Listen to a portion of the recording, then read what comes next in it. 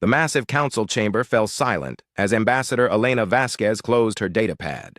The sound echoed through the vast hall like a door slamming shut. Around her, representatives from dozens of alien species watched with curious eyes. Some had tentacles instead of arms. Others looked like walking crystals. A few seemed to be made of living metal. Elena stood up slowly. Her dark blue uniform was perfectly pressed and her face showed no emotion at all. Behind her, 12 other humans also stood up. They moved like soldiers, calm and controlled. Not one of them looked angry or upset, even though they had every right to be. The vote had just finished. The Galactic Council had decided that humans would be probationary members from now on. This meant they could attend meetings, but could not vote on important matters. It meant their opinions did not count as much as the others. It meant they were being treated like children who needed to be watched. This decision came just 3 months after the Void War had ended. During that terrible conflict, human ships had fought on the front lines. Human soldiers had died protecting alien worlds they had never seen before. Human engineers had worked day and night to repair damaged space stations and keep supply lines open. The humans had not asked for thanks or rewards. They had simply done what needed to be done. They had proven themselves as reliable allies and skilled warriors. Yet now, the very species they had helped protect were voting to limit their voice in galactic affairs. Council Speaker Vorthak raised one of his 4 arms. His skin was purple and covered in small scales. When he spoke, his voice came through a translator device that made him sound like a robot. The human delegation may present their objections to this decision, Vorthak announced. We will listen to your concerns with appropriate consideration. Elena looked directly at him. Her brown eyes were steady and calm. She did not speak for a long moment. The chamber remained quiet, waiting for her response. Many expected her to argue or plead or demand a new vote. Instead, Elena picked up her briefcase. She nodded once to her fellow humans. Without saying a single word, she turned and walked toward the exit. The other humans followed her in perfect formation. The alien representatives began to chitter and buzz among themselves. This was not what they had expected. Where were the angry speeches?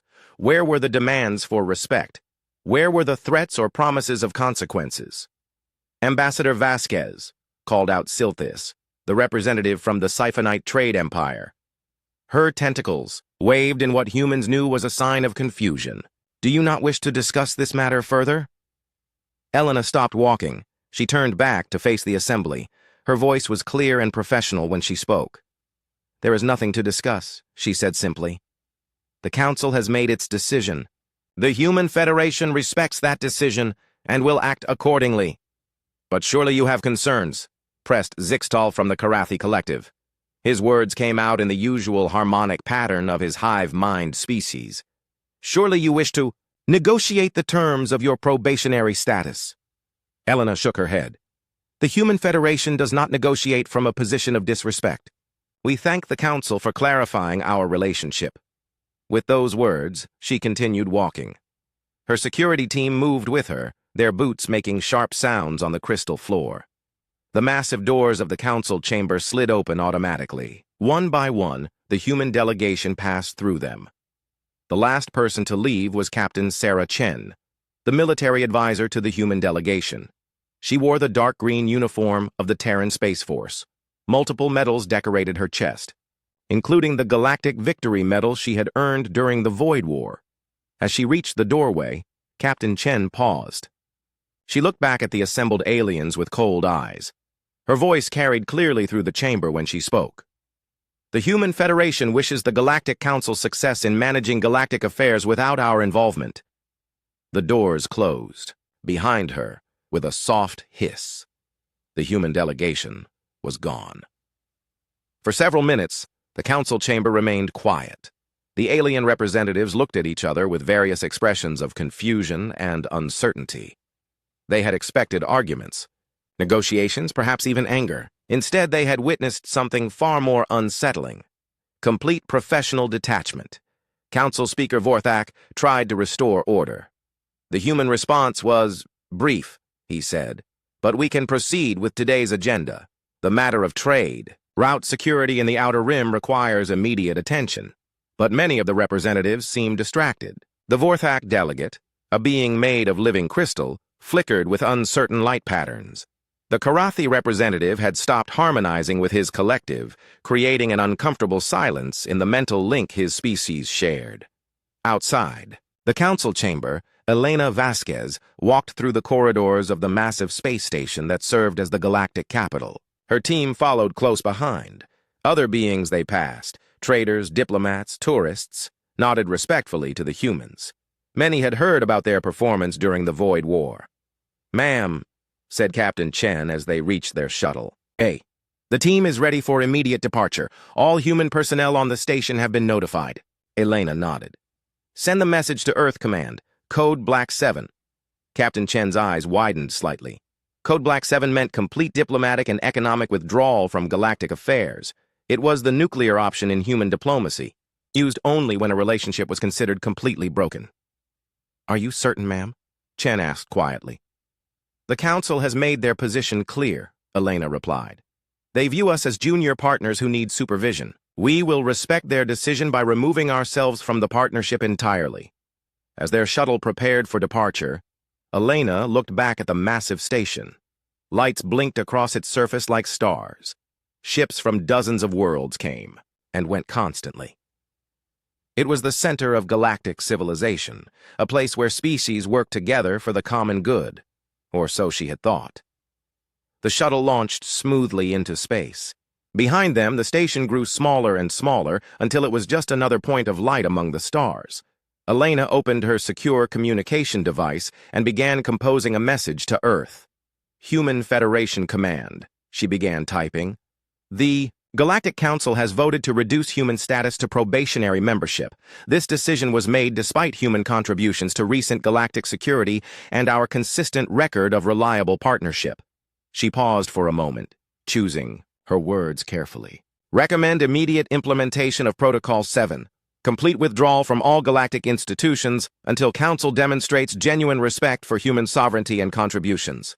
We will not beg for the respect we have earned through service and sacrifice." Elena sent the message and closed the device. Around her, the other members of her delegation worked quietly at their stations. No one spoke about what had just happened. They were professionals, and they would do their jobs regardless of personal feelings. But Elena knew that something fundamental had changed today. The humans had extended their hand in friendship and partnership. They had proven their worth through actions rather than words. And they had been told that their efforts were not enough to earn them a seat at the adult table. The galaxy would soon learn what it meant to function without human participation. Elena suspected that lesson would be more painful than anyone expected. As their shuttle jumped to hyperspace, carrying them back toward human space, Elena allowed herself one small smile. Sometimes the most powerful response to disrespect was simply to walk away with dignity intact. The galaxy had made its choice. Now it would have to live with the consequences. 3 days had passed since the human delegation left the Galactic Council. Most alien species had already forgotten about the incident. They were busy with their own affairs and assumed the humans would return eventually. After all, where else could they go? Admiral Sarah Chen stood on the bridge of the human dreadnought Defiance. The massive warship floated in empty space between star systems, waiting for orders. Around her, the bridge crew worked quietly at their stations. Everyone knew something important was happening, but no one knew exactly what. A communication officer looked up from his console. "Admiral, we're receiving the sealed orders from Earth Command." Sarah nodded. "Put it on my private screen." The message appeared before her, encrypted with the highest security codes the human military possessed. As she read, her expression remained calm, but her eyes grew hard. Protocol 7 was now in effect. Complete withdrawal from all galactic institutions. All human personnel were to return to human space immediately. All human-operated facilities were to be shut down or transferred to automated systems. But there was more. Much more. Sarah realized that the Galactic Council had no idea what they had just done. They thought humans were just another member species, valuable but not essential. They were about to learn how wrong they were. The truth was simple but devastating. Over the past 50 years, humans had become the invisible backbone of galactic civilization. While other species focused on their particular strengths, humans had quietly made themselves indispensable in dozens of critical areas. Communications, Sarah called out. Send a priority message to all human facility commanders. Operation Silent. Departure begins immediately. Across the galaxy, humans began to move. On the trade station Kepler-7, Administrator Marcus Webb received his orders while reviewing quarterly shipping reports. The station was a massive hub that processed goods from 17 different systems. It employed over 50,000 beings from dozens of species. What the alien workers didn't know was that every critical system on the station was maintained by human technicians. The power grid, the docking computers, the air recycling systems, the artificial gravity generators, all of it required constant human supervision to function properly. Marcus activated the station's general communication system. Attention all personnel. Due to budget constraints, we are implementing immediate staff reductions. All human employees are being transferred to other assignments. Within hours, the exodus began. Human engineers, technicians, doctors, and administrators boarded shuttles and departed for human space. They took with them access codes, technical manuals, and decades of experience that kept the station running smoothly. By the end of the day, Kepler-7 was operating with skeleton crews of alien workers who suddenly realized they didn't understand half the systems around them. Similar scenes played out across the galaxy. On the mining world of Epsilon Cygni, human geologists and extraction specialists quietly finished their shifts and failed to report for work the next day. The alien miners who remained discovered that the humans had been the only ones who truly understood the dangerous underground conditions. Without human expertise, accident rates immediately began to climb. In the Andorian Medical Center, Dr. Jennifer Walsh packed her personal belongings while alien doctors pleaded with her to stay. She had been the only xenobiologist on staff who understood the medical needs of all the different species treated at the facility. Her departure would leave them unable to treat dozens of different alien conditions. But Dr. Walsh pleaded. Healer Krintoth, a tall being with blue skin and 4 arms. You cannot simply leave. We need your knowledge of human medicine. Dr. Walsh looked up from her packing. I'm not just a human medicine specialist, she said quietly. I'm the only doctor on this station who understands how to treat siphonite toxic shock, Vorthak crystal rot, and Karathi mind link syndrome. But the Galactic Council has decided that human contributions are not valuable enough to warrant full membership. She sealed her final storage container. I'm sure you'll figure it out. After all, humans are just probationary members now.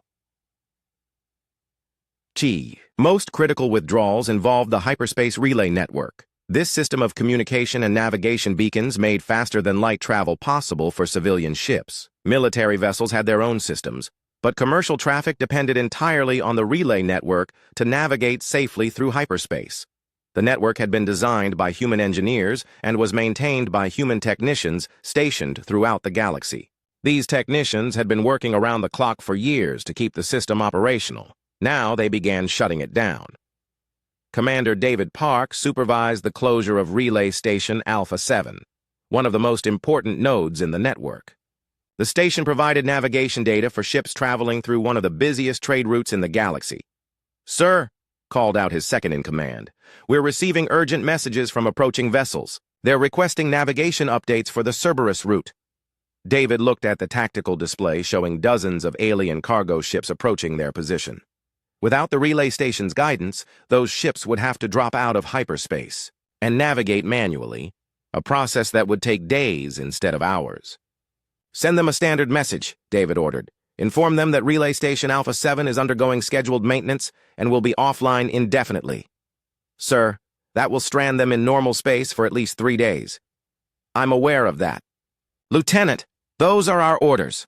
One by one, relay stations across the galaxy began transmitting the same message. System offline for maintenance, duration unknown. The effects were immediate and widespread. On the pleasure world of Risa Prime, wealthy aliens found themselves trapped as the luxury shuttles that transported them between resorts suddenly couldn't navigate to their destinations. The human pilots who had been flying these routes for years were gone, and the alien pilots who remained couldn't operate without the navigation network. Hotel manager Zeflar frantically tried to contact the hyperspace ferry service. His resort, was fully booked with guests from dozens of worlds, but without transportation, no one could leave, and no new guests could arrive. "What do you mean the ferries aren't running?" he demanded of the Siphonite dispatcher.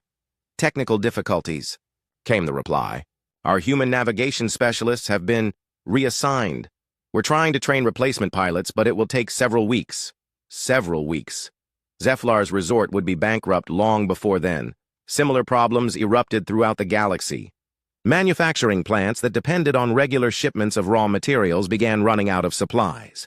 Agricultural worlds found they couldn't export their food to markets that needed it. Medical facilities ran short of critical medicines that were produced on distant worlds.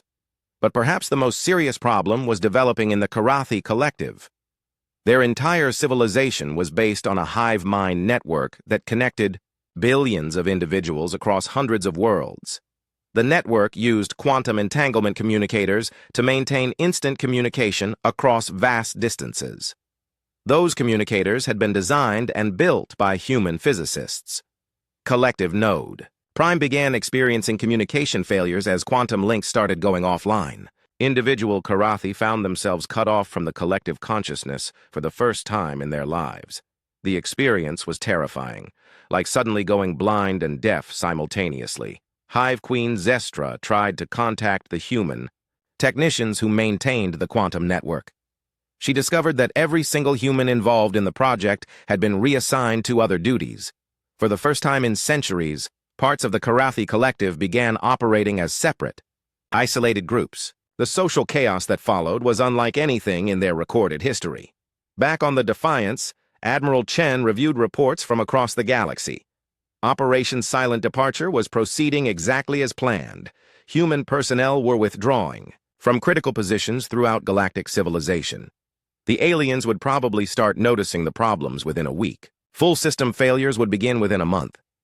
And the beauty of it was that humans weren't breaking any laws or agreements. They were simply leaving.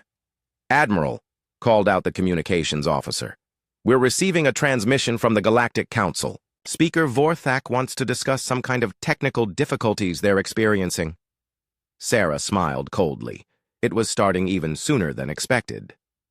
"Tell Speaker Vorthak that all human diplomatic personnel have been reassigned," she replied. "If the Council wishes to communicate with the Human Federation, they'll need to contact Earth directly through official channels." She knew that wouldn't be possible. Earth had quietly rerouted all external communications through automated systems that would politely inform callers that the Human Federation was conducting internal policy reviews and was unavailable for outside contact. The galaxy had wanted to function without meaningful human participation. Soon they would get their wish and discover exactly what that meant. Sarah looked out at the stars and wondered how long it would take them to realize their mistake. Based on current projections, she estimated they had perhaps 6 weeks before major systems began failing completely. The countdown had begun. 1 week had passed since the humans began their withdrawal. The first real crisis struck the Karathi Collective at exactly 0347 Galactic Standard Time. Collective Node Prime had been struggling with communication failures for days. Individual Karathi drones across 17 star systems found themselves cut off from the hive mind that had guided their entire species for millennia. But what happened next was far worse than simple communication problems. Hive Queen Zestra felt the moment when her outer colonies went completely dark. The sensation was like having parts of her own body suddenly disappear. Colonies that had been part of the collective consciousness for over 800 years simply vanished from her awareness. The quantum entanglement network that connected. Her people had suffered a complete cascade failure. Without human technicians to maintain the delicate quantum field generators, the system had collapsed under its own complexity. Billions of Karathi found themselves alone for the first time in their lives. The psychological impact was immediate and devastating. Karathi drones, programmed by evolution to function as part of a larger mind, began exhibiting behaviors their species had never seen before. Some became catatonic, unable to function without the constant guidance of the hive mind. Others became violently erratic, their individual personalities emerging in chaotic and frightening ways. On the colony world of Karathi Prime 7, drone designation Zektal experienced individual consciousness for the first time in his 43-year lifespan. The sensation was overwhelming. He could hear his own thoughts, singular, isolated, terrifyingly alone. The constant, gentle presence of the collective was gone, replaced by a deafening silence that made him want to scream. Around him, other drones wandered in confusion. Some sat motionless, staring at nothing.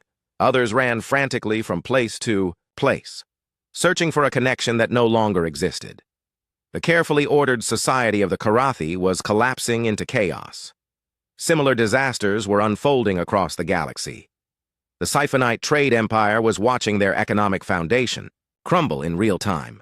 Their entire business model was built around rapid transport of goods between distant worlds. They had grown wealthy by moving cargo faster and more efficiently than anyone else in the galaxy. That efficiency had depended entirely on human-operated vessels.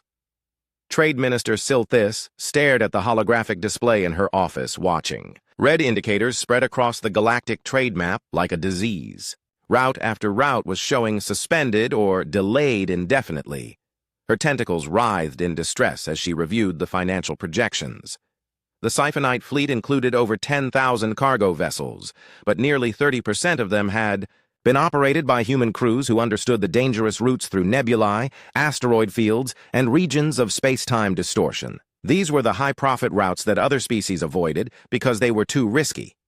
Now those human crews were gone, and the Siphanite pilots who remained were discovering that they lacked the skills and knowledge to navigate the dangerous routes safely.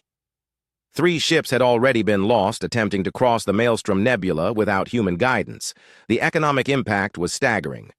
Silthis estimated that the trade empire's profits would drop by over 60% within the EO next month. Entire sectors of their economy would collapse as supply chains broke down. But the Siphonites weren't the only ones facing economic disaster. On the crystal world of Vorthak Prime, the massive cities that had stood for thousands of years were beginning to go dark. The beautiful spires of living crystal that housed millions of Vorthak citizens required enormous amounts of power to maintain their structural integrity and environmental systems. That power came from fusion reactors, built with human technology and maintained by human engineers. Without proper maintenance, the reactors were automatically shutting down to prevent dangerous overloads. The safety systems worked exactly as designed, but they left entire sections of Vorthak cities without power. Crystal Singer Thylar watched from her tower as darkness spread across the city below. The beautiful light patterns that normally flowed through the crystal structures were flickering and dying. Entire neighborhoods were going offline as their power sources failed. The Vorthak had always been proud of their technological achievements. Their crystal cities were considered one of the wonders of galactic civilization, but now they were learning that their greatest accomplishments had been built on a foundation of human expertise. The fusion reactors that powered their world used a hybrid technology that combined Vorthak crystal matrices with human fusion engineering. The Vorthak understood the crystal components perfectly, but the fusion systems were a mystery to them.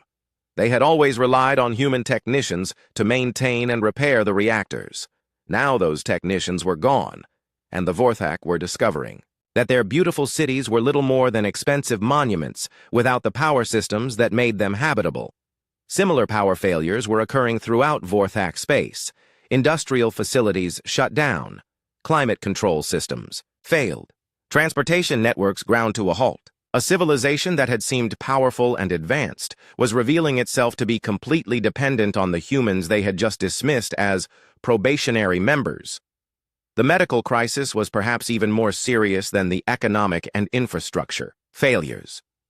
Dr. Jennifer Walsh had been one of dozens of human xenobiologists working throughout the galaxy. These doctors were the only medical professionals who understood the complex interactions between different alien biologies. When species from different worlds lived and worked together, they were exposed to diseases and conditions that their own people had never encountered. Human doctors had quietly become the specialists who treated these cross-species medical problems. Research Station Omega-12, an outbreak of Siphonite toxic syndrome was spreading through the alien population. The condition occurred when Siphonites were exposed to certain atmospheric compounds common on Vorthak ships. Left untreated, it would kill 90% of infected individuals within days. The station's medical officer, a competent Andorian, doctor named Krintoth, stared helplessly at his patient readings. He had never seen this condition before and had no idea how to treat it. His medical databases contained no information about cross-species syndromes. Dr. Walsh had been the only doctor on the station who understood how to synthesize the complex treatment serum needed to cure siphonite toxic syndrome. She had also been the only one who could modify the atmospheric systems to prevent future outbreaks. Now she was gone, and 17 siphonites were going to die unless someone could figure out how to recreate her work. Similar medical emergencies were developing across the galaxy as alien doctors discovered that they couldn't treat conditions that commonly occurred in mixed-species environments. The agricultural crisis was also beginning to manifest. Many worlds had specialized in producing specific crops or food products that were exported throughout the galaxy. The complex logistics of interstellar food distribution required careful coordination and expert knowledge of preservation techniques. Human agricultural specialists had been managing much of this system. They understood which foods could be safely transported together, how to prevent contamination during long space flights, and how to modify standard preservation techniques for different alien biologies. Without human oversight, food shipments were beginning to spoil in transit. Contamination events were occurring as incompatible food products were stored together. Several worlds were reporting the arrival of shipments that were not only inedible, but actively toxic to the intended consumers. The agricultural world of Demeter 3 was facing a particularly severe crisis. The planet produced a grain that was a dietary staple for over 1 billion beings across 12 systems. But the human botanists who had developed the specialized growing techniques were gone, and the alien farmers who remained couldn't maintain the delicate growing conditions required for the crop. Farmer Velketh stared at his failing grain fields. The plants were developing a blight that human botanists had always prevented through careful soil management and genetic monitoring. Without their expertise, the entire crop was dying.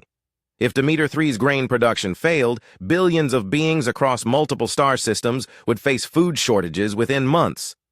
Back on the Galactic Council Station, emergency meetings were being called almost hourly as reports of failures and crises poured in from across the galaxy. Council Speaker Vorthak was beginning to understand that something far more serious than a diplomatic protest was occurring. "How many critical systems are currently experiencing failures?" he asked his staff. Chief Administrator Naltrek consulted his datapad. The list seemed to grow longer every time he updated it. Over 300 major facilities have reported significant operational problems. 47 star systems are experiencing communication blackouts. 17 worlds are facing power grid failures. Trade volume has dropped 38% galaxy-wide. Vorthak's scales rippled with distress. And what do all these failures have in common? They all involve systems or facilities that were operated or maintained by human personnel, Naltrek replied quietly. The truth was becoming impossible to ignore. 2 months had passed since the humans withdrew from galactic civilization. What had begun as isolated system failures had become a galaxy-wide catastrophe. The emergency session of the Galactic Council was unlike any meeting in the organization's 1,000-year history. Council Speaker Vorthak looked out at the assembly and saw fear in every face. The Vorthak delegate's crystalline body flickered with unstable energy patterns as power failures continued to plague their homeworld. The Karathi representatives sat in unnatural silence. Without their quantum network, they could only speak as isolated individuals rather than as part of their collective consciousness. The Siphonite trade minister's tentacles drooped with exhaustion. Her empire's economy was in complete collapse, with trade volume down over 70%. Entire sectors that had been profitable for centuries were now operating at massive losses. "The situation reports continue to worsen," announced Chief Administrator Naltrek. His voice carried through the chamber with unusual solemnity. "We now have confirmed infrastructure failures in over 800 major facilities across the galaxy. 43 star systems have lost primary power. The hyperspace relay network is operating at less than 30% capacity." A draconic delegate raised one clawed hand. "Surely these are temporary problems? We can train our own people to replace the humans in critical positions." Naltrek activated a holographic display that filled the center of the chamber. The image showed a complex schematic of a fusion reactor control system. This is the primary power plant for Vorthak Prime. It provides energy for over 20 million citizens. Without human technicians, it has been offline for 3 weeks. He changed the image to show technical documentation. These are the operating manuals for the reactor. They exist only in human databases, written in human technical languages, and protected by encryption that only human engineers understand. Our best Vorthak scientists estimate it would take them 5 years to reverse engineer the system enough to operate it safely. The chamber erupted in worried chatter. 5 years was far too long to wait for power restoration. But that's just one example, continued Naltrek. We have similar problems with quantum communication systems, hyperspace navigation computers, medical treatment protocols, agricultural management systems, and dozens of other critical technologies. In every case, the humans were the only ones who fully understood how these systems worked. Council Speaker Vorthak raised his hand for silence. Have we been able to establish any communication with Earth or human colonies? All human communication channels have been rerouted through automated systems, replied the communications director. Every message receives the same response. The Human Terran Federation is conducting internal policy reviews and is unavailable. For external communications, estimated resolution time, indefinite. The word indefinite hung in the air like a death sentence. Trade Minister Silthis spoke up, her voice weak with fatigue. The economic projections are catastrophic. Without human participation in galactic trade, we estimate a complete economic collapse within 6 months. Unemployment in the Siphonoid Empire has already reached 30%. Food shortages are beginning on worlds that depend on imported grain. The medical situation is equally serious, added Chief Medical Officer Dr. Kalenthek. We have documented over 200 different medical conditions that can only be treated by human xenobiologists. Several research stations are reporting deaths that could have been prevented with proper human medical expertise. But perhaps the most disturbing report came from the Military Intelligence Division. Director Velcran stood slowly, his reptilian features grim with concern. We have discovered something troubling about galactic defense capabilities, he announced. Our investigation reveals that human tactical advisors were embedded in the defense forces of every major alliance. These advisors provided strategic planning, cross-species coordination, and operational expertise for joint military operations. He activated another holographic display showing military deployment patterns. Without human coordination, our various defense fleets have been unable to maintain effective patrol patterns or respond to threats in a coordinated manner. We are essentially flying blind from a strategic perspective. The implications were staggering. If any external threat emerged, the galaxy's defense forces would be unable to respond effectively. There's more, continued Velcran. Intelligence. Reports indicate that humans were actively preventing at least 3 major interspecies conflicts through diplomatic backchannels and economic mediation. Without their moderating influence, these old conflicts are beginning to resurface. As if to prove his point, urgent messages began arriving from the border regions. The hegemony of Scales was mobilizing military forces near Draconic space. The Crystal Consortium was claiming mineral rights to contested asteroids. Trade disputes that humans had quietly resolved were erupting into open hostilities. Council. Speaker Vorthak felt a cold understanding settle over him. The humans hadn't just been valuable members of galactic civilization, they had been the invisible force that held it together.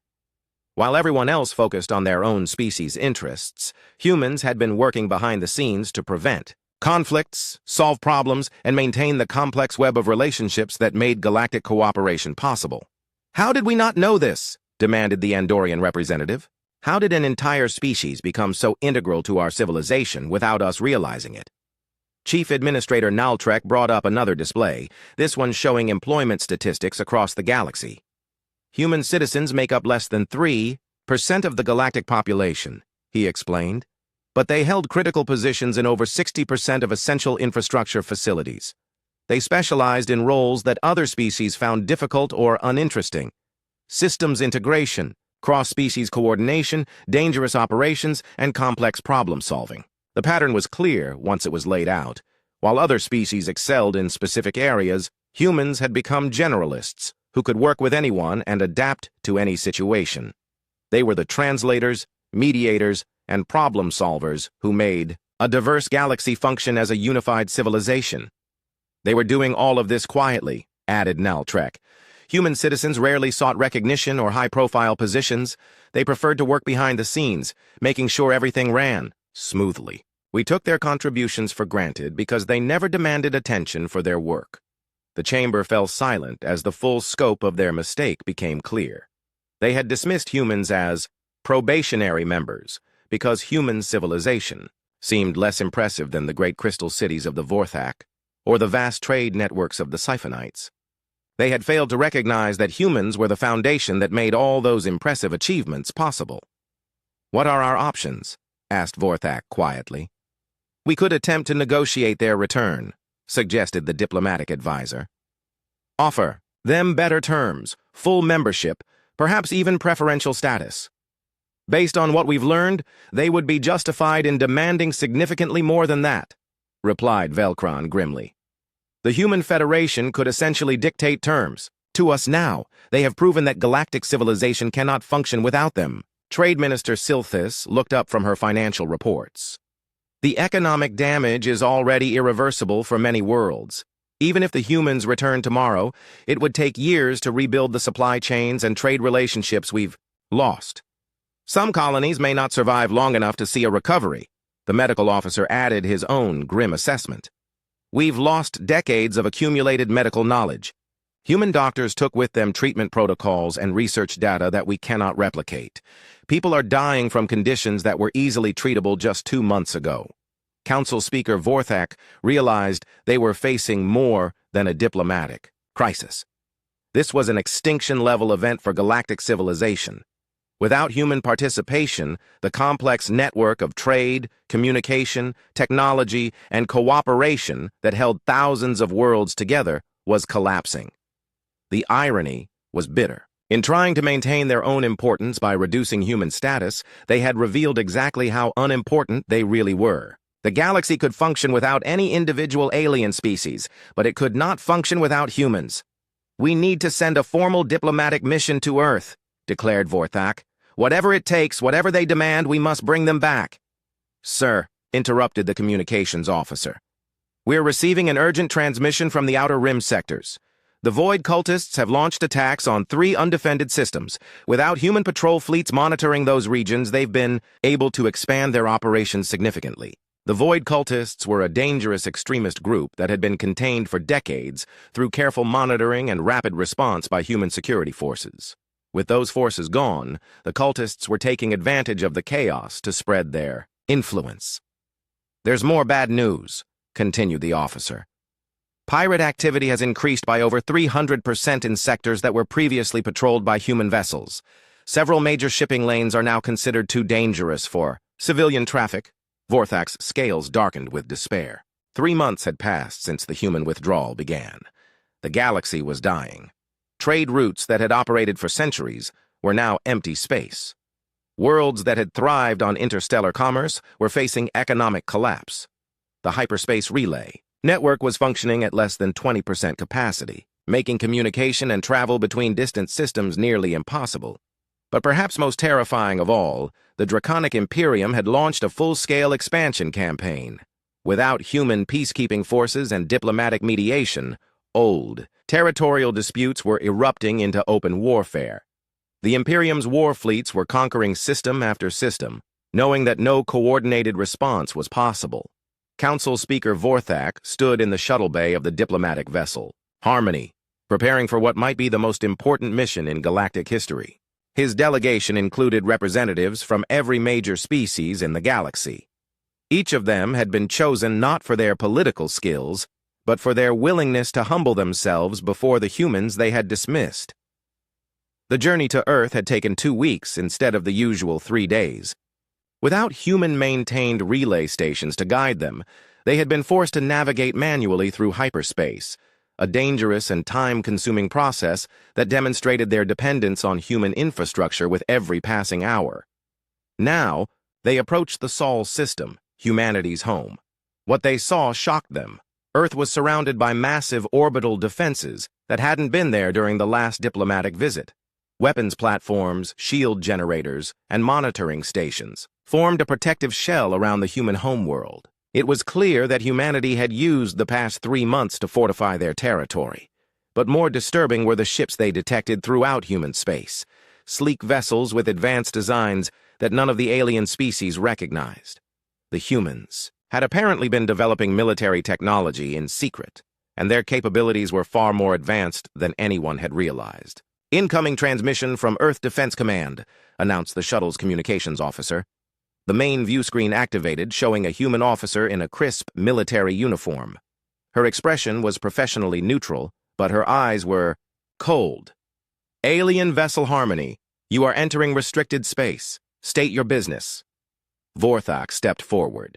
"This is Council Speaker Vorthak of the Galactic Council. We request permission to meet with Human Federation representatives for urgent diplomatic discussions." The human officer consulted something off-screen. "Your request is noted. You are authorized to dock at Luna Station. Please be aware that all weapons and recording devices must be secured during your visit." The transmission ended without another word.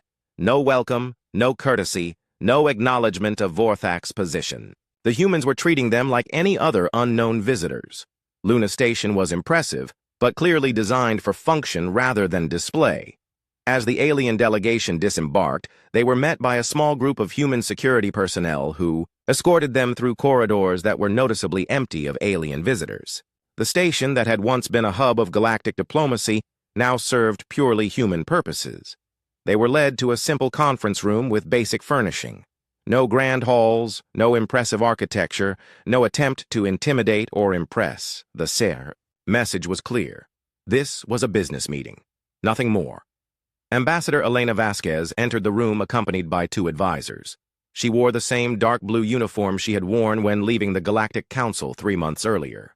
Her expression was politely neutral as she took her seat across from the alien delegation. "Gentlemen," she said simply, "what can we do for you?" Vorthak had prepared an elaborate speech about mutual cooperation and shared interests. Instead, he found himself staring at the woman who had walked out of the council chamber with such dignity. The memory of that moment now seemed different. Not the tantrum of an offended species, but the calm decision of people who knew their own worth. "Ambassador Vasquez," he began carefully, "the galaxy is facing a severe crisis. Infrastructure failures, economic collapse, communication breakdowns, systems that have operated reliably for centuries are failing throughout known space." Elena nodded politely. "I'm sorry to hear that. Is there something specific the Human Federation can help you with?" The question was perfectly reasonable, but it hit the delegation like a physical blow. She was treating them like any other foreign government requesting assistance, not as the representatives of the civilization that had once claimed authority over humanity. Silthis, the Siphanite trade minister, leaned forward desperately. "Ambassador, surely you understand that these failures are connected to the withdrawal of human personnel from critical positions. Your people were essential to the operation of galactic infrastructure." "Were they?" Elena asked with mild interest. "I was under the impression that human contributions were not considered valuable enough to warrant full membership in the Galactic Council." The words were delivered without emotion, but they carried the weight of absolute judgment. The aliens had dismissed human worth, and now they were being held to that assessment. Crystal singer Thylar spoke up, her voice producing the harmonic tones typical of her species. "Our cities are dying without power. Our people are suffering. Surely humanitarian concerns outweigh political disputes." Elena turned to look directly at her. "The Human Federation has always been committed to humanitarian assistance. If the Vorthak government would like to submit a formal aid request through proper diplomatic channels, we would be happy to consider it." "Diplomatic channels?" Vorthak asked in confusion. "Yes," Elena replied matter-of-factly. "The same channels any foreign government would use when requesting assistance from the Human Federation. You would need to establish formal diplomatic relations first, of course." The implication was staggering. The humans were treating the Galactic Council as a foreign government rather than the overarching authority they had once claimed to be. In human eyes, They were no longer part of galactic civilization. They were simply another group of alien nations that might request assistance. Hive Queen Zestra's representative, still speaking as an individual rather than as part of a collective, tried a different approach. Our quantum network has failed completely. Billions of Karathi are suffering psychological trauma from isolation. We need technical assistance to restore our communications. That does sound serious, Elena agreed. Have you considered hiring human engineers as private contractors? I'm sure some of our technical specialists would be willing to work for appropriate compensation. Contractors? The Karathi representative was confused by the concept. Yes, independent workers employed for specific projects. It's a common arrangement when governments need technical expertise they don't possess internally. The alien delegation began to understand the new reality. The humans weren't returning to their old positions as integral parts of galactic civilization. They were offering to sell their services as foreign specialists, if the price was right and the terms were acceptable. Vorthak took a deep breath and tried to salvage the situation. Ambassador, perhaps we should discuss the broader relationship between humanity and the galaxy. Surely we can find a way to restore the cooperation that benefited everyone. Elena looked at him thoughtfully. What kind of cooperation did you have in mind? Full human membership in the Galactic Council, of course, with voting rights, representation, all the privileges of major species. That's generous, Elena replied. But the Human Federation is no longer interested in membership in the Galactic Council. The statement hit the room like a bomb. Not interested? They were offering everything the humans had supposedly wanted, and the response was complete indifference. I don't understand, stammered Vorthak. Elena's expression remained perfectly professional. The Galactic Council made it clear that humanity was not considered worthy of equal participation in galactic affairs. The Human Federation respects that assessment and has chosen to pursue our own path forward.